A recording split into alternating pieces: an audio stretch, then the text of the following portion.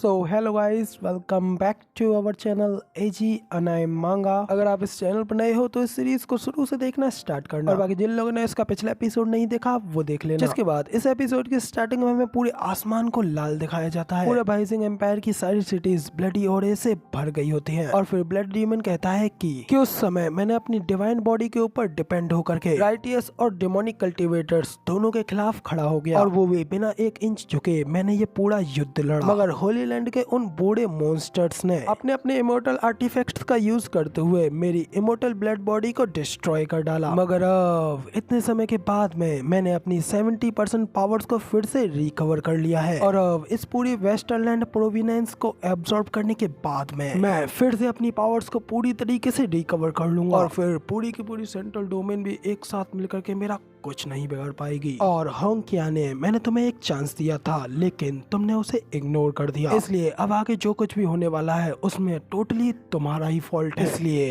अब मरो तुम। इतना कहकर के ब्लड डीमन अपनी बड़ी सी धर्मा बॉडी के साथ में होंग को दबाने लगता है, क्योंकि होंग भी अपने आप को बचाने के लिए अपने ऊपर सील्ड लाते हुए कहता है आदमी अब एक्चुअली में पूरी तरीके से कंसोलिडेशन बॉडी रिल्म में पहुंच गया है, और ये चीज तो अब सच में मेरे लिए बिल्कुल भी अच्छी नहीं है। कहकर के होंग अपनी पर्पल फ्लेम शील्ड को एक्टिवेट कर लेता है, जबकि ब्लड डीमन अपने बड़े से हाथ के साथ में होंग की उस शील्ड को तोड़ने लगता है, जिस वजह से ब्लड डीमन के हाथ को रोकते हुए होंग के मुंह से खून निकलने लगते हैं। और फिर भी वो अपनी पूरी ताकत लगा करके उसे रोकने की कोशिश कर रहा होता है, और साथ ही अपने मन में कहता है कि अब मेरा ब्लड डीमन के साथ में फाइट करना बिल्कुल ऐसा है जैसे कि मैं सुसाइड कर रहा हूँ, और अब मेरी आखिरी होप ये है कि मैं अपनी डेंटियंस को बर्न करके इसके साथ में फाइट लड़ूं, जैसे कि ये मेरी लाइफ के ऊपर डिपेंड करता है। इतना कहते ही होंग अपनी डेंटियंस को बर्न करते हुए अपनी golden flames piercing the heavens को एक्टिवेट करता है, तब उसकी फ्लेम से एक बड़ा सा गोल्डन ड्रैगन बनता है, जो कि सीधा ब्लड डीमन के ऊपर अटैक करने के लिए आगे बढ़ता है। अगर ब्लड डीमन उस ड्रैगन को एक ही हाथ से रोकते हुए कहता है अब मेरे सामने तुम्हारा रेजिस्ट करना बिल्कुल ही यूजलेस है, और मेरे ऊपर अटैक करने में अपनी एनर्जी को वेस्ट मत करो, क्योंकि अब तुम चाह करके भी मेरी इस इनडिस्ट्रक्टेबल ब्लड बॉडी को डिस्ट्रॉय नहीं कर सकते। कहते ब्लड डीमन होंग के गोल्डन ड्रैगन को डिस्ट्रॉय करके उसकी गोल्डन शील्ड के ऊपर अपना एक जबरदस्त पंच मारते हुए कहता है कि अब सब कुछ खत्म हो गया। तब होंग भी थोड़ा घबराते हुए अपने मन में कहता है यहाँ तक कि मेरा सबसे स्ट्रॉन्गेस्ट स्पेल भी इसके ऊपर एक खरोच नहीं डाल पाया, तो फिर अब आखिर मैं क्या कर सकता हूँ। कहकर के होंग उस पंच से बचने के लिए अपनी गोल्डन सील को एक्टिवेट करता है, और ब्लड डीमन अपने एक ही पंच के साथ में उस सील को डिस्ट्रॉय कर डालता है, और फिर ब्लड डीमन का पंच सीधा होंग के जाकर के लगता है, जिस वजह से होंग काफी ज्यादा दूर जाकर के गिरता है। और तभी वहाँ पे उस जगह पे एम्परर भी आते हुए होंग को गिरते हुए देख करके कहता है कि डिवाइन इमोर्टल आखिर क्या हुआ आपको। तभी प्रिंसेस भी अपने फादर से पूछती है कि फादर आखिर ये किस तरीके का मॉन्स्टर है, मुझे तो इसे देख करके सचमुच में काफी ज्यादा डर लग रहा है। जबकि एम्परर भी अपने मन में कहता है कि तो क्या यही है उन इवल हंटिंग्स का सोर्स, और यहाँ तक कि अब डिवाइन कल्टीवेटर्स भी इसे रोक नहीं पा रहे हैं, और लगता है कि अब मेरी ये कंट्री यहीं पर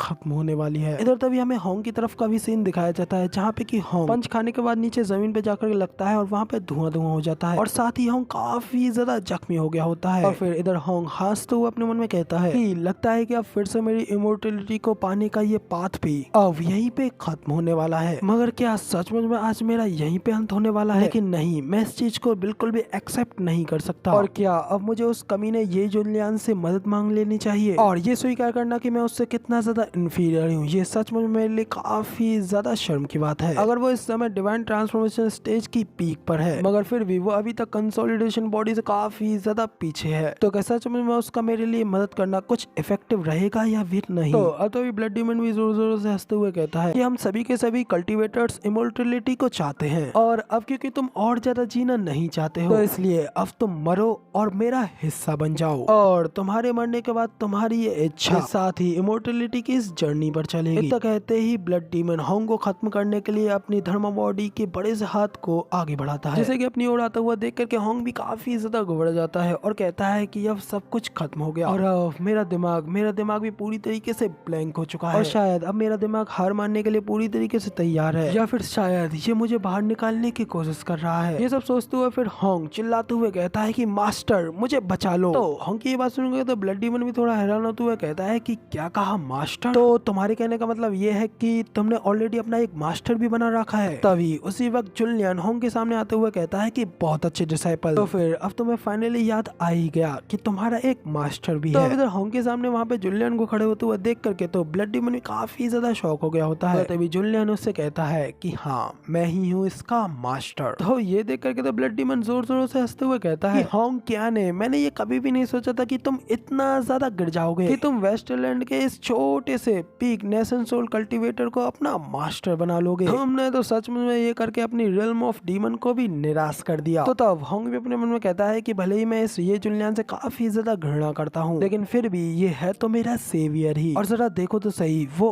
अब भी इस तरीके से मेरे लिए ब्लड डीमन के सामने खड़ा है, और ये जानते हुए भी कि ब्लड डीमन उससे कितना ज्यादा पावरफुल है। हमें जुलियन की ओर दिखाया था तो उसे तो भाई इस बात से घंटा भी कोई फर्क नहीं पड़ता, और वो ब्लड डीमन से कहता है कि तुम्हारी इस बात को क्या मैं ये मान लूं कि तुम मुझे कुछ भी नहीं समझते हो। तो ब्लड डीमन कहता है कि एक छोटी सी चींटी कभी भी आसमान की हाइट को नहीं जान सकती, और अगर मैं इस समय अपने प्राइम में होता तो मेरा थूक की एक बूंद भी तुम्हें पूरी तरीके से दबाने के लिए काफी होती। तो अब इधर होंग भी जुलियन से कहता है कि मास्टर मुझे माफ कर देना, ये जानते हुए भी कि ये डिसाइपल उस ब्लड डीमन का मुकाबला नहीं कर सकता, लेकिन फिर भी मैंने यहाँ पे आपसे मदद मांग ली, लेकिन फिर भी अगर आपके अंदर इतनी ज्यादा एबिलिटी है कि आप यहाँ से बच करके भाग सकते हैं तो प्लीज आप भाग जाइए। कि क्या कहा भागना, ये तो बिल्कुल ही असंभव है। अब तुम तो बस यहाँ बैठ करके सिर्फ ये देखो कि कैसे तुम्हारा मास्टर अब उस कमीने को यहाँ पे खत्म करता है। होंग तो जुलियन की ये बात सुनने के बाद वो उसे काफी ज्यादा हैरानी से देखने लगता है और साथ ही काफी ज्यादा कंफ्यूज हो जाता है।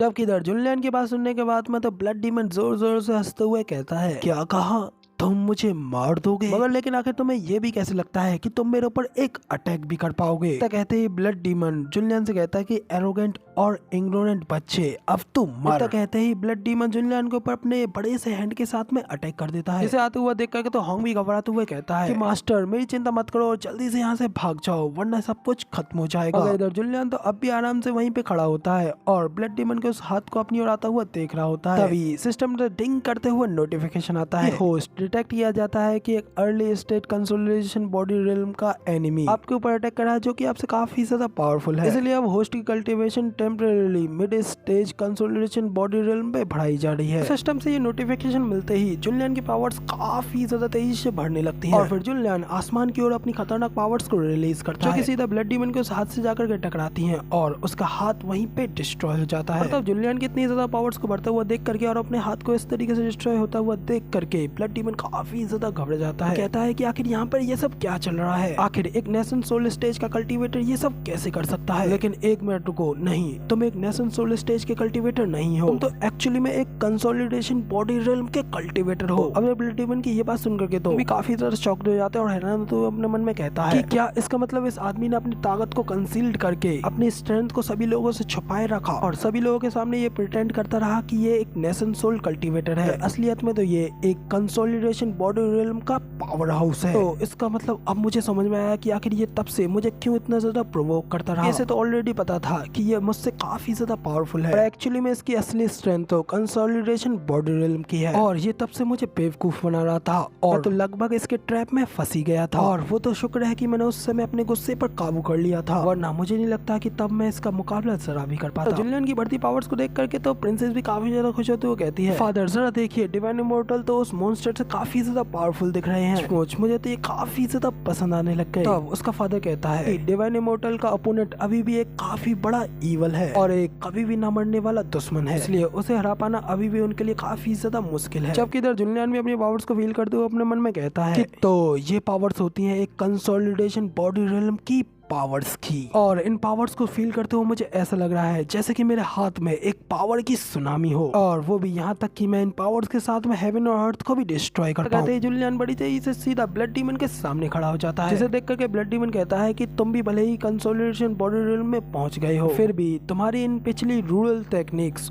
और मेरी टेक्निक्स के बीच में एक बहुत बड़ा गैप है, जैसे कि हेवन और अर्थ के बीच में होता है। तो कहते ही ब्लड डीमन फिर से अपने हाथ को रीजनरेट कर लेता है और कहता है कि तुम अपनी कल्टीवेशन के साथ में भी मेरा मुकाबला नहीं कर सकते, और अब मैं तुम्हें दिखाता हूँ कि असली ट्रू पावर क्या होती है। ब्लड डीमन अपने पंच में एनर्जी को लाते हुए जुलियन के ऊपर एक जोरदार पंच मारने के लिए आगे बढ़ता है। तभी उसके उस पंच को रोकने के लिए जुलियन भी अपनी एक पावरफुल सी शील्ड को एक्टिवेट करता है और कहता है कि यहाँ पर सिर्फ तुम ही हो जो कि असली ट्रू पावर्स के बारे में कुछ नहीं जानते। और तभी जुलियन अपनी ह्यूमन किंग शील्ड को एक्टिवेट कर देता है, जिस वजह से वहाँ पे जुलियन की भी एक बड़ी सी धर्मा बॉडी अपेयर होती है, और जुलियन की बढ़ती पावर्स की वजह से अब जुलियन की धर्मा बॉडी की पावर्स भी काफी ज्यादा बढ़ जाती है। गोल्डन कलर की एक काफी बड़ी धर्मा बॉडी होती है, जिसके के सामने ब्लड डीमन की धर्मा बॉडी तो बिल्कुल बच्चे की तरह छोटी लग रही होती है। और तभी इसके बाद में फिर जुलियन उस धर्मा बॉडी से अटैक करने के लिए इशारा करता है, जबकि जुलियन के उस उंगली के अटैक को आता हुआ देख करके डीमन तो जुलियन के उस उंगली के ऊपर कई सारे पंचेस से अटैक करता है, और उल्टा उसी के हाथ बुरी तरीके से डिस्ट्रॉय हो जाते हैं, जो देख करके तो ब्लड डीमन भी काफी ज्यादा घबरा जाता है और गुस्से में अपने दांत पीसते हुए कहता है कि